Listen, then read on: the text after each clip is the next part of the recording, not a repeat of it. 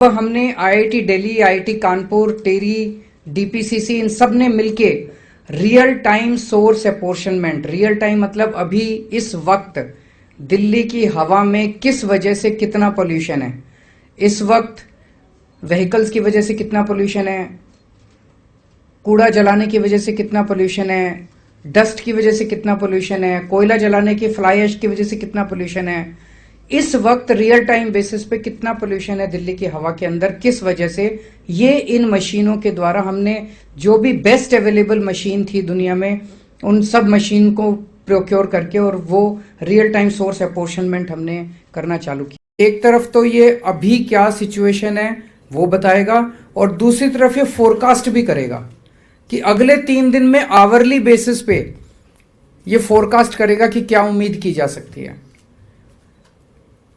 और ये एक तरह से पिछले 1-1.5 साल से तो शर्मा जी और उनकी टीम काम कर रहे हैं। मैं उनको बधाई देना चाहता हूं कि वो यहां तक पहुंचे। दिल्ली सरकार इस पे 3-4 साल से लगी हुई है। उसके पहले हमने वॉशिंगटन से भी कांटेक्ट किया था, लेकिन हमारे कई सारे प्रयास सफल नहीं रहे। लेकिन इस बार आईआईटी कानपुर, आईआईटी दिल्ली के साथ मिलके जो हमने ये सारा किया, ये हमारा सफल रहा और आज मुझे इसको लॉन्च करते हुए बड़ी खुशी हो रही है।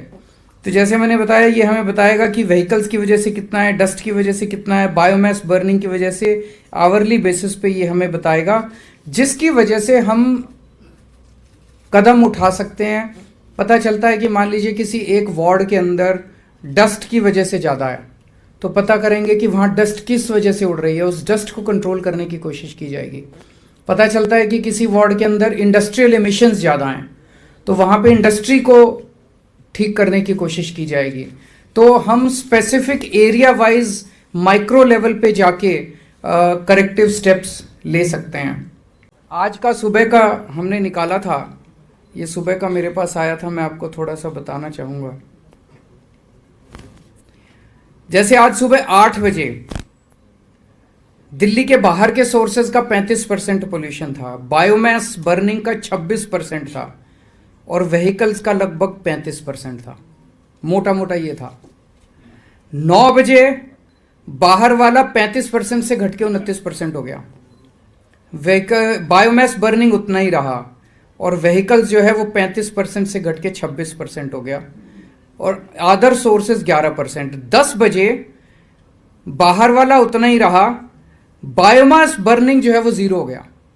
तो 10% तक जो लोग अपना छोटे छोटे लगा के बैठे हुए तो वो सब अपने शायद दफ्तर चले गए, वो सारी आग खत्म हो गई। तो जो बायोमास बर्निंग 26% था 8 बजे, वो 10 बजे तक 0% हो गया बायोमास बर्निंग।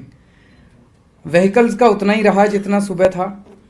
तो ये बड़ा इंटरेस्टिंग है कि जिस तरह से हम इसको आवरली बेसिस पे एनालाइज करके और हमें एग्जैक्ट पता चल जाता है कि कहाँ किस वजह से पोल्यूशन है। सो मैं समझता हूँ कि इससे हमें पोल्यूशन को कंट्रोल करने में काफ़ी मदद मिलेगी।